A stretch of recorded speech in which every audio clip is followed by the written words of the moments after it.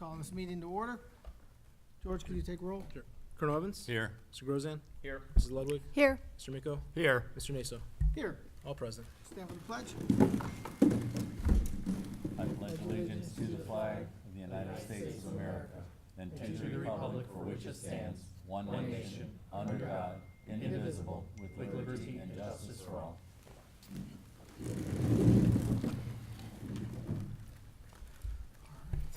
District goals. We always talk about our district goals: student achievement, financial prudence, and community engagement. Under the financial prudence tonight, we're going to see the 5-year forecast. So we're going to lay out the evidence of our financial prudence, and it's also going to show the challenges that we have coming up.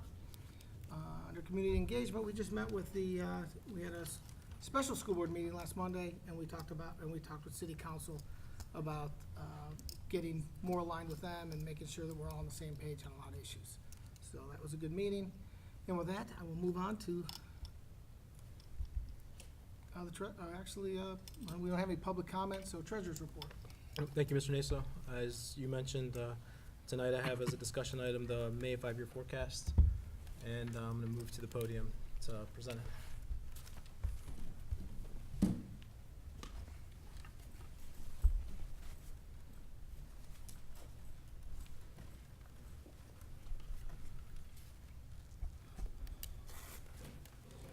All right, so the May 5-year forecast, I think everyone's aware that we do this presentation twice a year, once October and once in May, and they're required to be submitted to the Ohio Department of Education by the end of those 2 months. What I'd like to do in October is tie it to the annual budget, and then in May, as we're closing out our fiscal year, have a more projection of how we're finishing the fiscal year in June and preparing for next year's fiscal year, which will be fiscal year 19. The 5-year forecast consists of our major assumptions, our general fund revenues, expenditures, and the 5-year forecast summary. Leading into the major assumptions, the first breakdown is property taxes. I think everyone's familiar with this chart that I've been presenting with the collection rate and the split. The biggest change this time around was the collection split again, and this time around it was in residential property. We saw a slight increase. We saw an increase in tax collections in this first half of the calendar year collections, which normally are about 52 to 53%. We saw about 56% increase, and that was due to the change in the federal tax laws, where if you filed by the end of December this year's property taxes, you're able to collect that on your itemized deductions, where the tax laws are changing for next year, where most folks may be taking the itemized deduction. So a lot of people took advantage of that. So what that did was increase our collections for this year and inflate our collections for this year and kind of deflate our collections for next year. So we're going to have a drop next year come for the collections. Moving on to continuing with the property tax revenue. Also, we'll see a slight drop next year as well in property tax revenues, and about $2 million due to a one-time property tax refund that will reduce our property tax revenues due to a tax exemption determination by the Ohio Department of Taxation. This just recently came, and we're still in current talks with the organization to kind of mitigate the impact of this refund. So it's going to show our revenues going down next year and then stabilizing in the future years. Also, our assessed valuation this year. Calendar year assessed valuation is $1.5 million, and the forecast I have some increases to residential and then public utility, and then commercial property I have decreasing a little bit because what's in this valuation is the middle school, and we're working with to get that removed off the tax list as new construction comes on. The values come on, so we have to file for exemption. So the middle school will be offered next year. So that's the reason for the decrease there. And then also with these, it's just an estimate. And with calendar year 18 ending, calendar year 19 beginning next year, the county's doing their triennial update. So all the valuations in the county are going to change. And then for state funding, we were receiving $3.6 million of TPP. That has been phased out. This year, we were able, through Senator Matt Dolan, we were able to get a $767,000 hold harmless that came in around November. So we should receive that. It was approved in November. We should receive that funding in May. And then we also received $400,000 of last year's hold harmless that was paid 80% last year and 20% this year that came in, so about $1.2 million of one-time funding that we got this year. Moving on to expenditures for the general fund. This year's staffing level, we're at 663 staff. Next year, we're projecting to increase by 9 due to enrollment needs. And then in the past years, the forecast assumes the savings that we had from the closure of the buildings, and then also assumes the $500,000 technology upgrades. Going into revenues, where our money comes from, overall for this year, general fund revenues are projected to be at $74.4 million, of which about 70% is coming from local taxes, or $51 million. And if you really look at the state of Ohio reimbursement and the TIF revenues, those are a byproduct of taxes. So close to 80% of our revenues are coming from property taxes, and the rest from foundation and other. Property taxes mentioned this year, we're projected to receive $51.9 million. Next year, have a dip due to two reasons. The increase in this year's collections due to the split, and then that one-time refund. And then in 2020, they should stabilize back out to the current levels. George, what was the split impact? 1 million? It was close to 2 million. 2 million? It was about 1.9. 1.9. And then the Cleveland Clinic, The refund was 2 million. $2 million. Okay, thank you. Yep.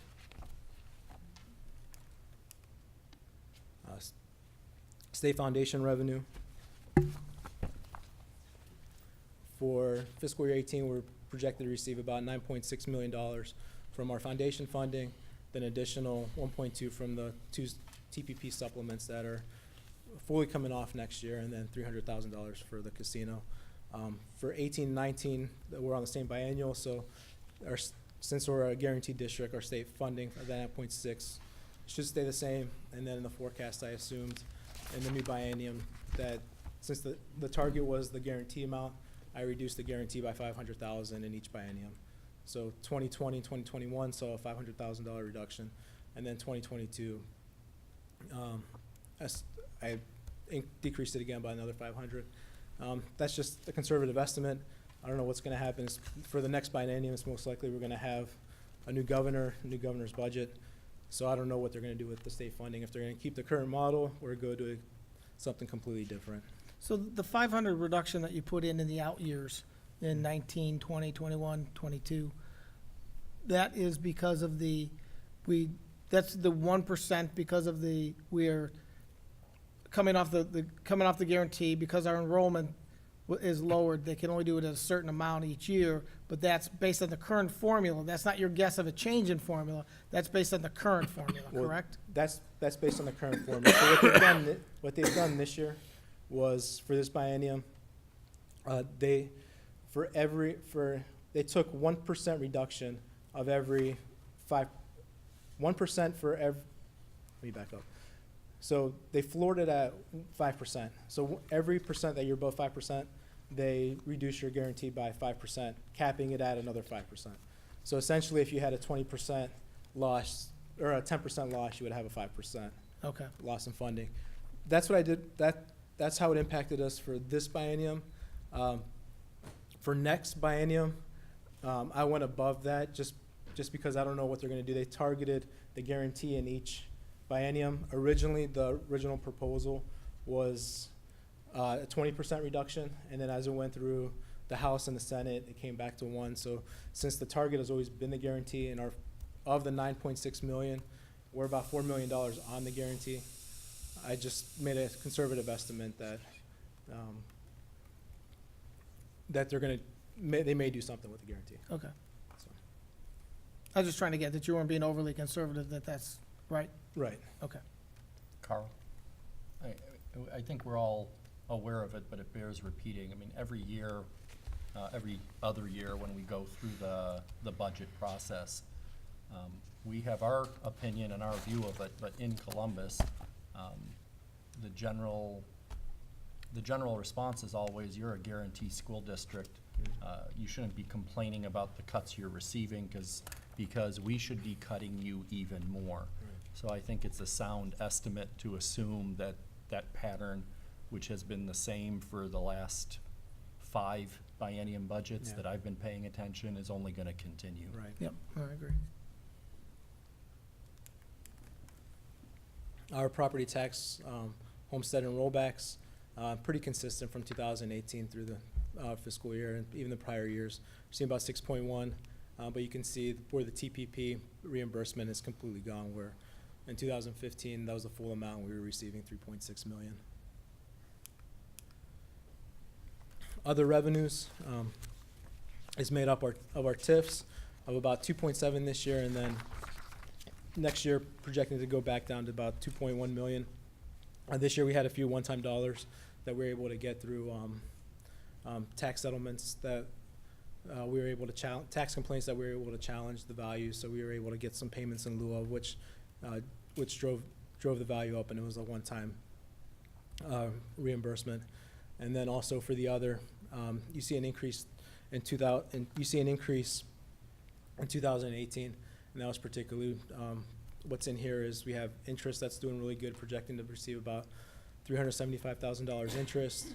Also $200,000 we received for tuition that was for last year. It was just it was paid, it was supposed to be for last fiscal year, but it was paid late that we got in this fiscal year, so that was double counted.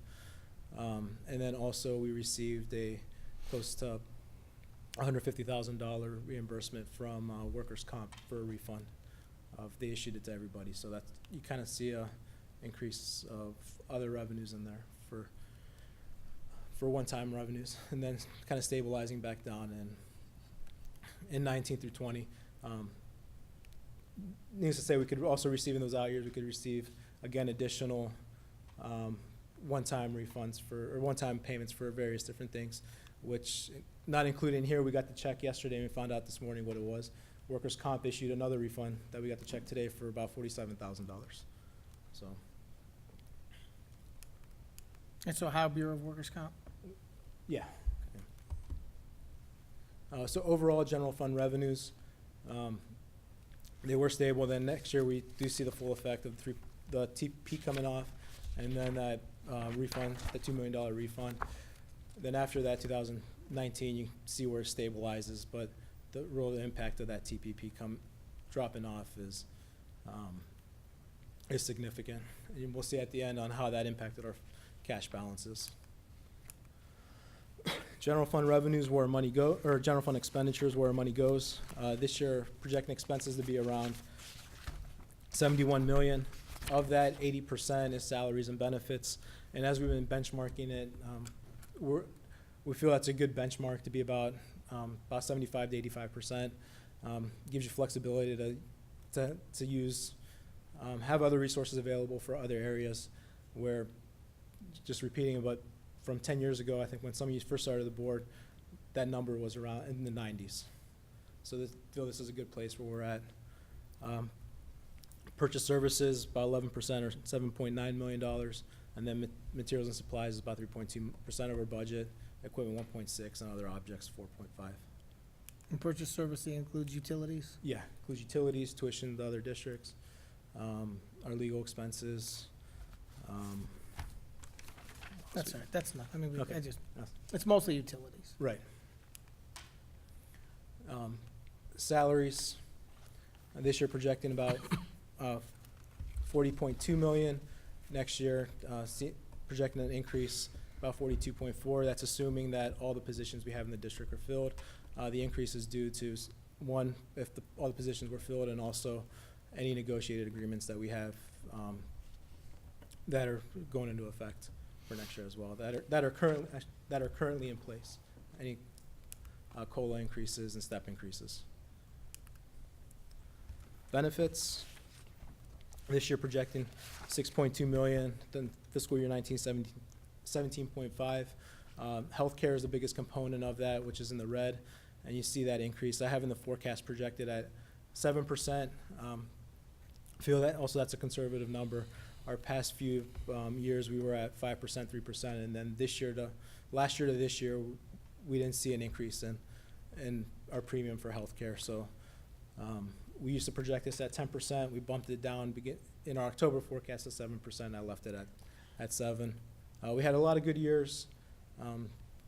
From my understanding of researching, sometimes it comes in a cycle where after a few good years you might have a bad year, but we've been fortunate with a lot of good years, so hopefully that trend continues. And we've been proactive in it. We're starting a wellness campaign and looking at other factors as well. George, where do really nice you stuff. include the STRS contributions? The STRS are down here on the bottom, the 6.3, the 6.6, 6.8. Okay. And those are a percentage of salary. Purchase services, overall, fiscal year 18, looking to spend about $8 million. Utilities are down here in the blue.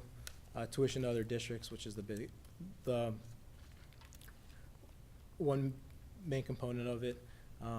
Saw a slight increase this year and then project another increase next year. And the components of tuition to other districts are the Ed Choice, the College Credit Plus, the charter school deduction, and any settlement cases that we have.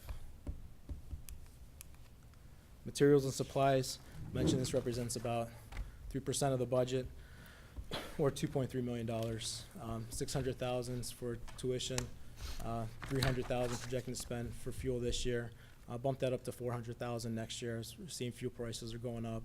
Instructional supplies are about 300,000, and then 1.1 million for all others. Equipment, 1.2 million. We have 500,000 that's in our spread across the district, but primarily in business services, and then technology, we have about 700,000. Other objects, what this is comprised of is general fund debt, transfers and advances, and then the other objects. And the biggest component of that is county auditor fees for the tax collections. With the general fund debt, you see a spike this year. If you recall, a few months ago, we made an early payment to defeat some debt where we saved $10,000 in interest in doing so. So overall, the general fund summary, not to rehash these, but our financial prudence throughout the years. As mentioned, we changed our investment strategy. Last year, we saw an increase of 143,000. This year, projecting this to increase to 376 or more. The interest rate, especially in Star, Ohio, has been increasing every week. Switched to a self-insurance healthcare plan, which has saved us $4.6 million annually since 2014. Our financial transparency, as listed in the bullet points here. Throughout the years, we were able to consolidate schools, close buildings, as mentioned. Since 2009, we have about 200 less positions compared to this fiscal year. It's a 22% decline, which is the same rate as enrollment's been declining.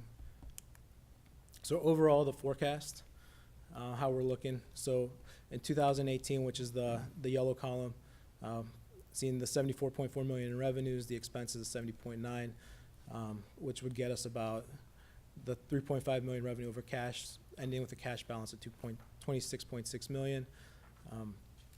For the following years, as the revenues will decline, especially for those two one-time instances with the collection split and the tax refund, and then as expenditures are increasing, we're going to be exceeding expenditures are going to be exceeding revenues by $8.1 million, and then revenues would stabilize. But as you can see, we're still as you can see here, the main focal point is that starting next year, and then it's going to drop a little bit, but that trend continues, that we're deficit spending, we're eating into our cash balances, and projected deficit of 2020 or 2022. But the real issue we have to address is the deficit spending. So there's two ways of doing it, and the way we benchmark it is one, either you can increase revenues or decrease expenses. So how we benchmark it is within our, before I move on to that, so the cash balance, if it wasn't for the TPP reduction, if we were still receiving that same level of funding, we would be positive throughout the 5-year forecast. We would be deficit spending, but the forecast would be in the black through 2022. Because of the TPP reduction being reduced, that $3.6 million coming out annually, compounding, it's that big drop in 2022 from a surplus of close to $10 million to a negative of. So we talk about the 3.6, but the total, what's the total TPP that we've lost? So the total TPP we lost was about, so going back, so before the 3.6 million, that was the Right. latest. That was the latest hit. That was the latest. But looking back 10 years ago, we were close to about $8.5 million. So the TPP used to be, we used to get $8.5 million. Yeah. So in the 2000s, between the cat tax and the TPP, those two combined, it was about $8.5 million. Okay. And that was, the cat tax was phased out, then it went into the TPP reimbursement. And the TPP reimbursement was phased out in the late 2000s, and then, which brought us down to that 3.6 million. Then again, in the 2016, it was phased out completely. That's how Kasich got his war fund. Yeah, he did it to everybody, but.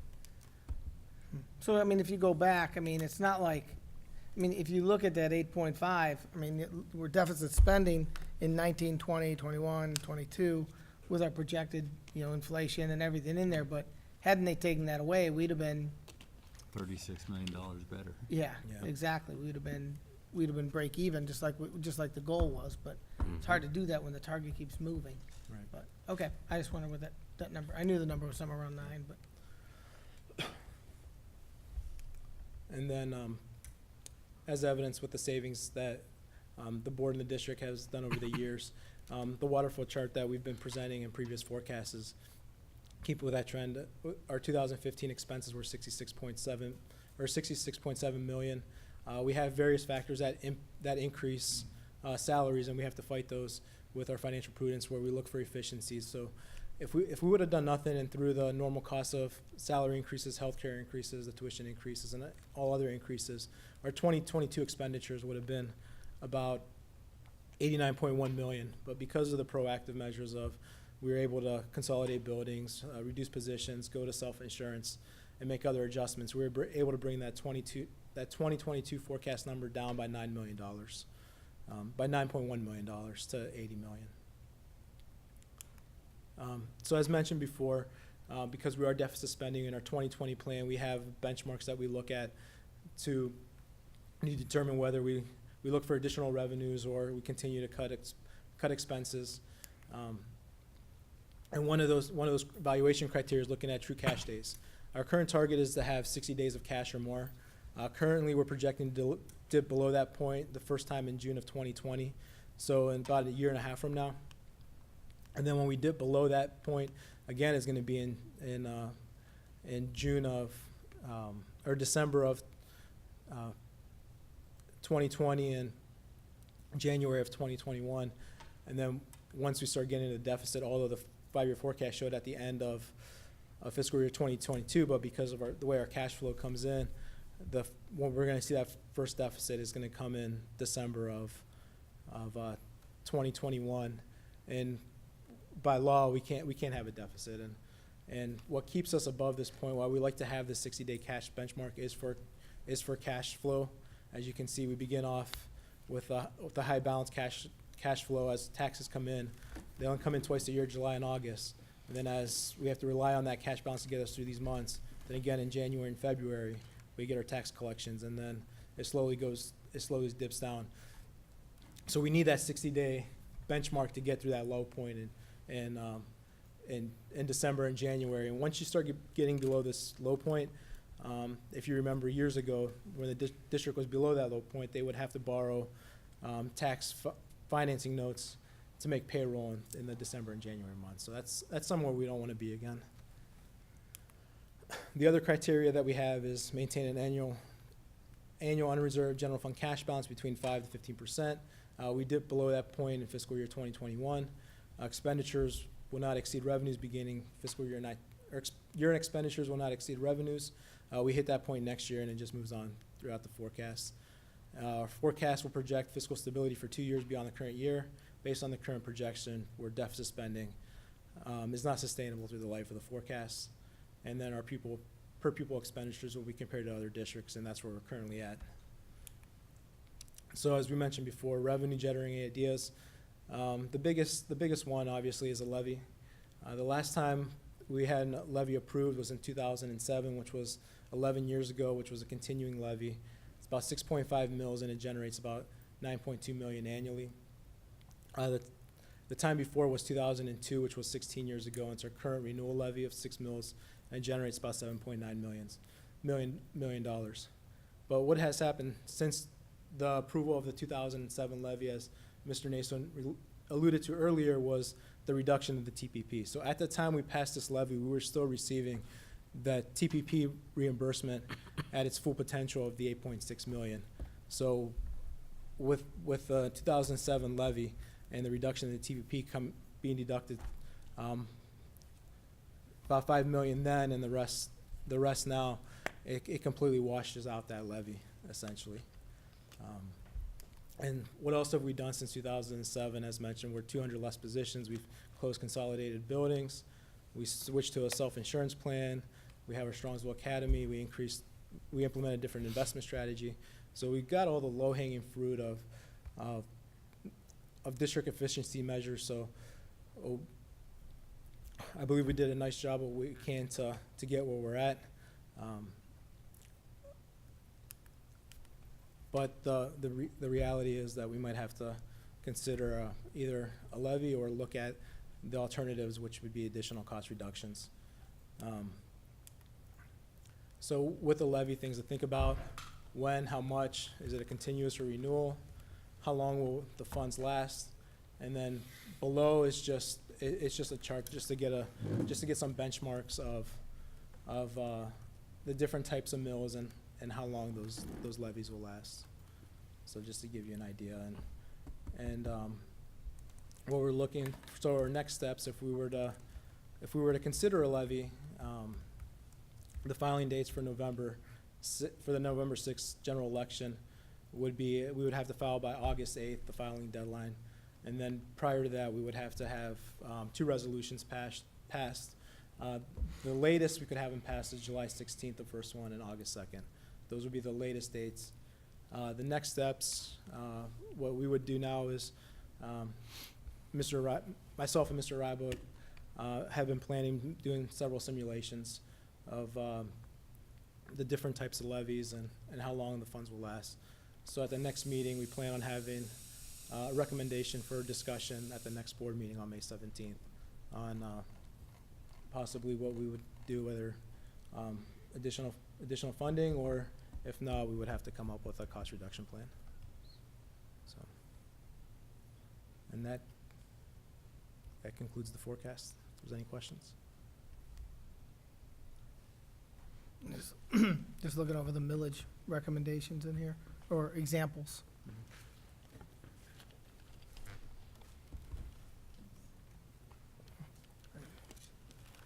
Well, I mean, we've done, I think, the Finance Committee met 25th, I think, April 25th. We went through this in excruciating detail, and you did a fine job putting it together, as always. We challenged, we had community members come in, business professionals come in, all different specialty areas, take a look at it, and concluded it was put together well, and didn't really have any major suggestions or changes. Just a couple of cosmetic things that we looked at, but I think we've done an outstanding job of taking out costs, and we had this to the point where we were running, our revenues were exceeding our expenses by several million a year, and we were able to build up a significant amount of cash. I mean, from where we were, from the days when I started on this board, and we were at the $200,000 mark, and now we're at the $26 million mark. But when you lose $8 or $9 million of funding, it just eats it away so fast. It's difficult, and there's really, I can tell you the last time we were up against it like this was like 11 or 12, and one night we took $8 million out of the district, and we gutted it. And I remember tears in our eyes as we did it, and literally we did. And we're not doing that again. We're not gonna gut this thing. We've come back too much, and so we gotta come up with a plan. We've got to, I think, some of the things that we've done is, when I first got here a while back, we didn't have reliable financial information, to be honest, we didn't. Not to the standard that, as a CPA, that I'm used to. The projections were too conservative, they were, things were buried in them that we didn't understand that were in there. That was a long time ago, with George's help and his professionalism, we've gone through them, we've scrubbed them. So the things that we have now, we have, our financials are winning awards. They're, they're accurate. They're not overly conservative. They're really good. So we've got a good management team. We've got a great district. We've got sound financials, and we just have to figure out exactly what we're gonna do from here. But I think That recommendation is gonna come from Cameron, right? Right, The Cameron's administration's gonna gonna bring it to us first. bring it to us. They're gonna make a recommendation of what they, what do they think we're gonna do. It'll be, it's gonna be painful, but we're gonna go through it and we'll figure it out. But Well, the state's not gonna rescue us, that's for sure. that's for sure. So, it's no doubt, we're gonna have to go to the taxpayers and ask for additional money. It's been 11 years since we asked for any. But the thing is, when you think about it, you live in Strongsville, you enjoy living in Strongsville. One of the big draws for Strongsville is our nice schools, our good schools, that give our kids a good education and get them ready for career or college. And it's gonna be up to the parents and the citizens of the city to decide if they wanna keep that and keep good schools and keep the opportunities that we provided for the kids, or if we wanna settle for second best. And I don't wanna settle for second best. I think it's important that we fund the schools that we need to. And the counterpart of that is that we can tell Columbus to kinda take a flying leap, but we should anyway.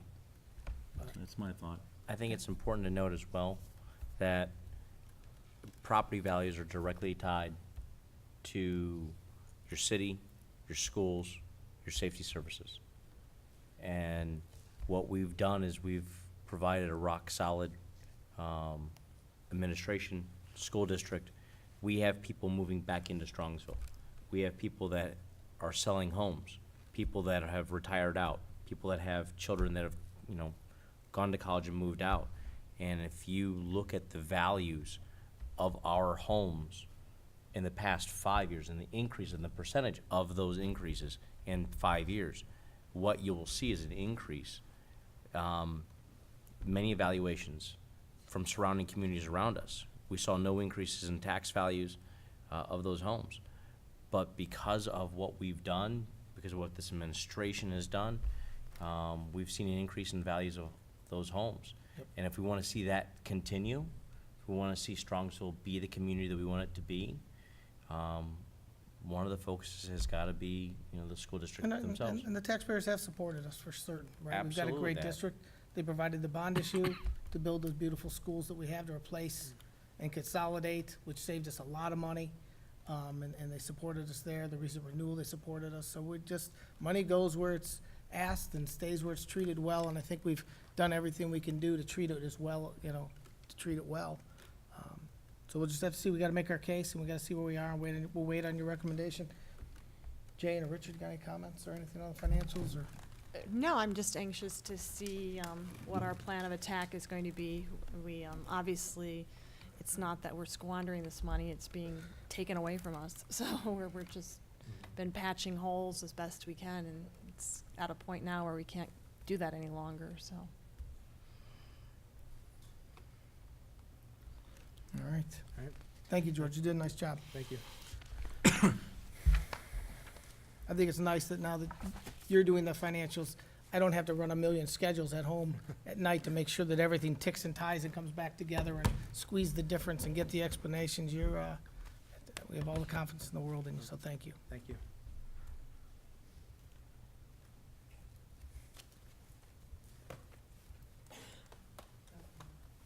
Carl? Superintendent's report? Well, I actually closed my agenda because I was looking at the forecast, so I had to get back to it. So I was, superintendent's report would be very Thank you, Mr. Nate. So we do appropriate at this have time. a couple items from business services. So Steve Breckner, operations manager, is here to present those items. Steve?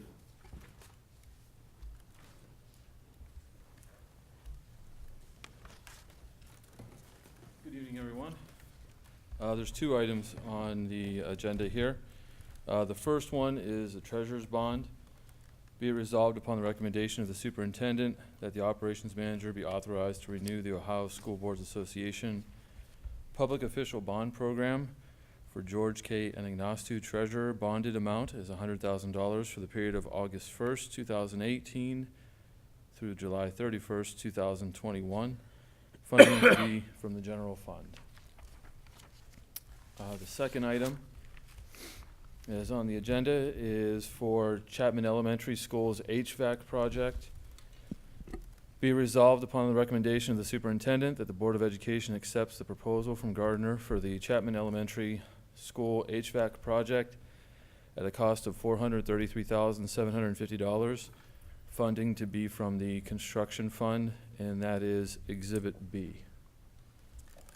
Can I have a motion? So moved. Second? Any discussion? Steve, what was the original figure when you and I first sat down for this project? The original scope, and we had some of the scope was also to include some things from Kinsner, was around $800,000. So everybody understands what we're doing is we're making that building efficient. We're changing it from an all-electric building into a gas building. Steve's done an amazing job and has convinced the gas company to run a gas line for us from Drake all the way to that building for free. We're converting into natural gas.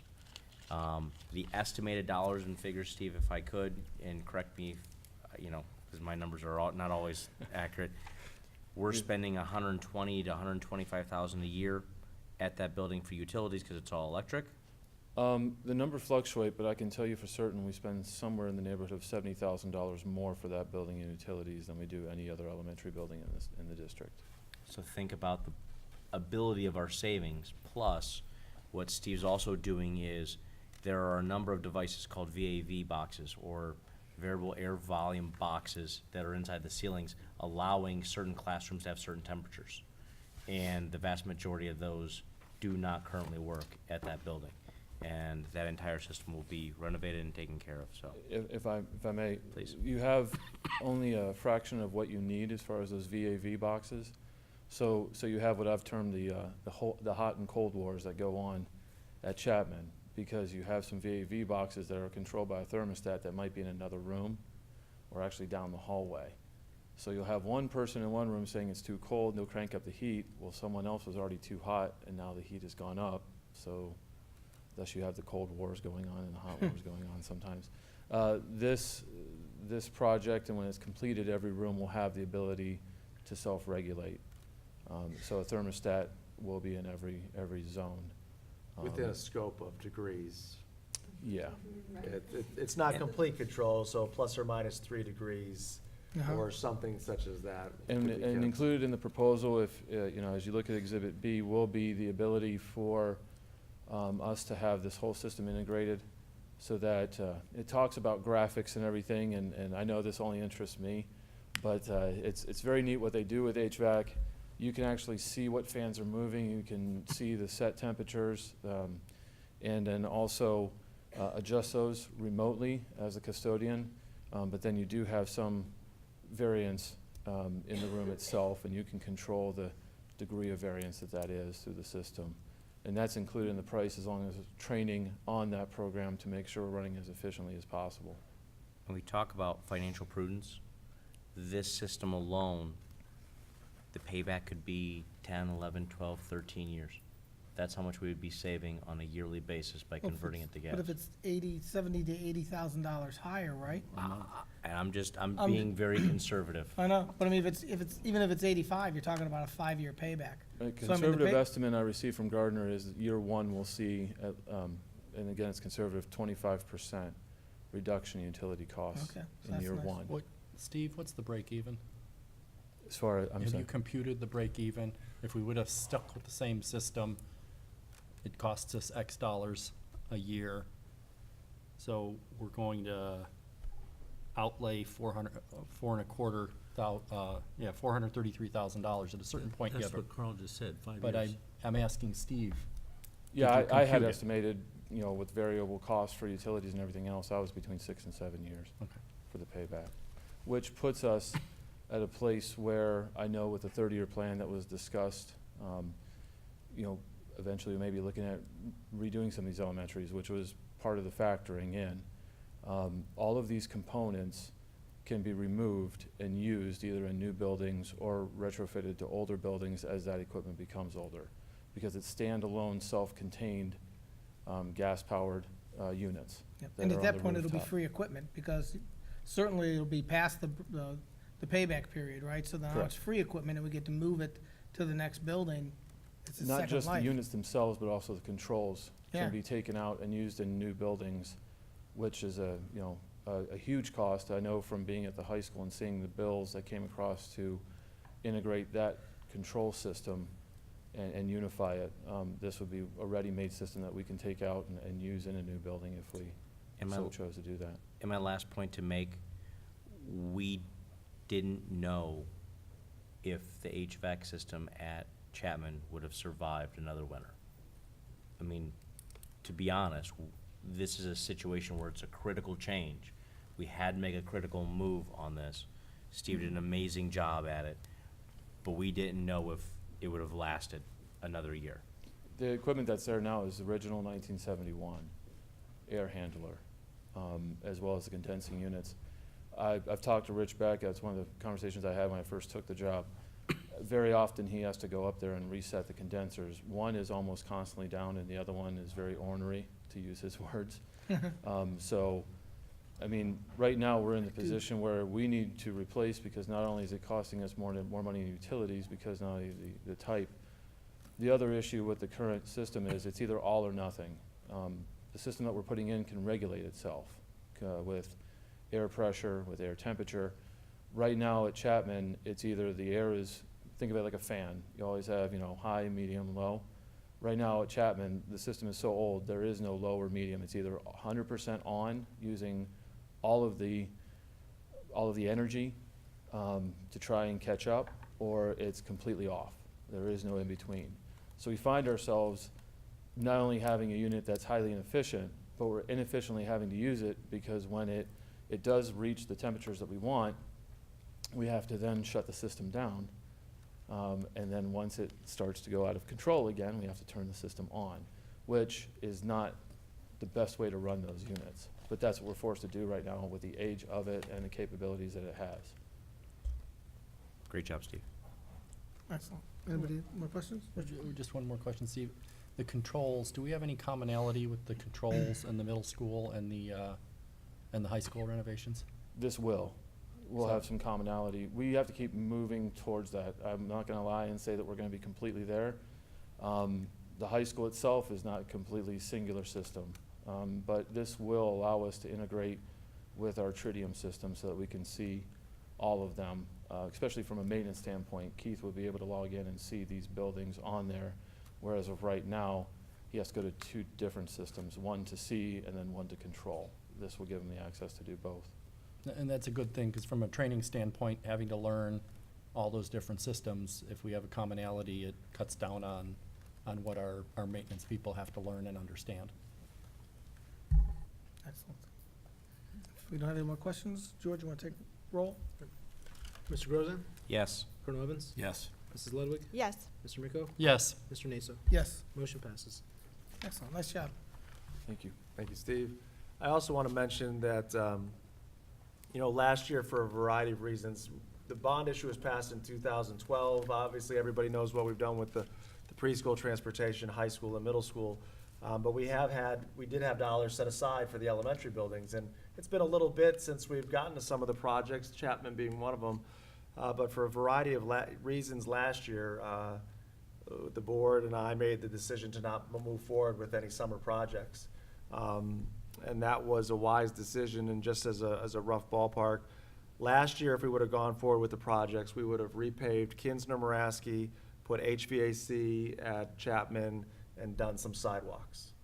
This year, because of Steve's work and other work that we've done, we're gonna be able to repave every elementary school, HVAC at Chapman, secure vestibules around the district, and there may be a few other projects that we're able to take care of. So As we take a look at, and Steve, at the May 17th meeting, will have the asphalt bids for your consideration on the agenda. But the scope of work that we've been able to do as we relooked at those projects, and Steve took those underneath his leadership, I don't think is small, and we should not lose sight of the fact that we've exponentially increased the work that we're able to do, because one of the things that I shared with Steve about the bond dollars is, once they're spent, and we're never gonna get those dollars back to do these projects, so we need to be very careful about what we select, and he's done that, and we've been able to expand it, so I just wanna publicly commend Steve again for the work that he's done, and this is the first of a handful of construction projects in the summer that the board will be voting on here in the next few months. Excellent. Thank you, Thanks, Steve. Steve. Great work. Thank you. Under curriculum, we do have one item. It's a service agreement with PSI and affiliates. Be it resolved upon my recommendation that we enter an agreement with PSI for the amounts of $1,232 for one part-time Title I instructor to service a pupil attending St. Adelbert under Title I funding. Again, these are pass-through funds that the district oversees and passes through to the various parochial schools that have access to those funds, and that can be found in Exhibit C. All right, And that concludes the superintendent's report. excellent. That brings us to the consent calendar. All items with an asterisk get approved in one vote. Do I have a motion? So moved. Thank you, Duke. Do I have a second? Second. Thank you, Jane. Any discussion or exclusion, modifications? I don't think there's any. George, take roll. Colonel Evans? Yes. Mrs. Ludwig? Yes. Mr. Miko? Yes. Mr. Naso? Yes. Mr. Grozen? Yes. Motion passes. Excellent. That brings us to Board of Education Other. I have another. Duke A couple has of another. things. Yes, I do have another. First of all, you may be seeing some KGL veterans like myself hanging around at the Giant Eagle or other places in Strongsville for poppy sales coming up. It is Memorial Week, month, Memorial Day is coming up. And so please consider supporting that. All the money that is collected with no overhead goes to help veterans in need. The second thing is, we're very fortunate in Strongsville to have some very excellent educators as well as an excellent administration. And the 8th is National Teachers Day.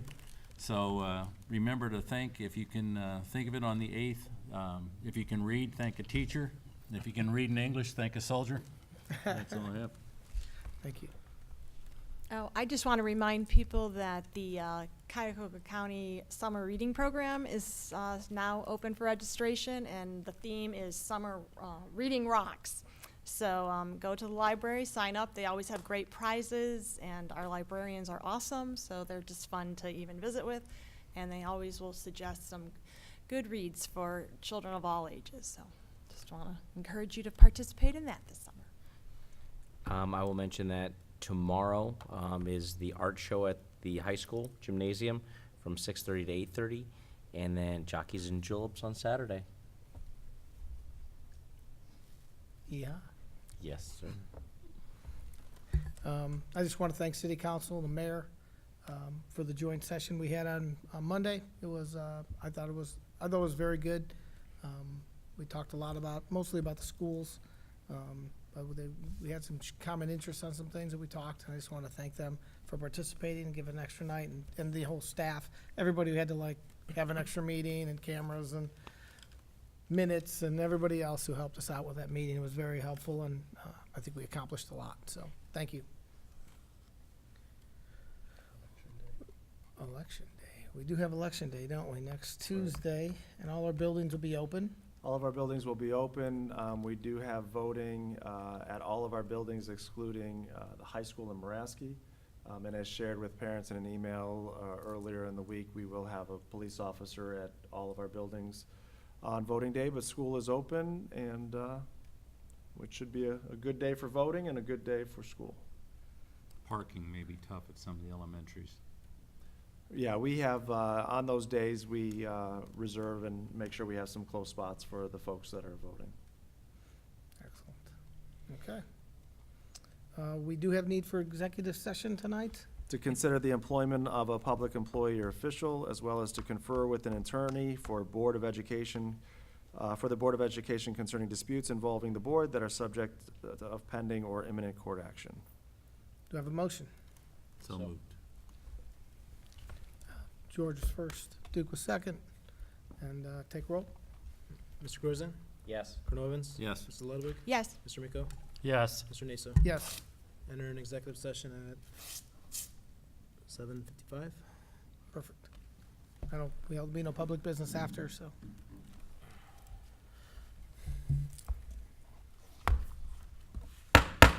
It's a good thing you're here, Richard.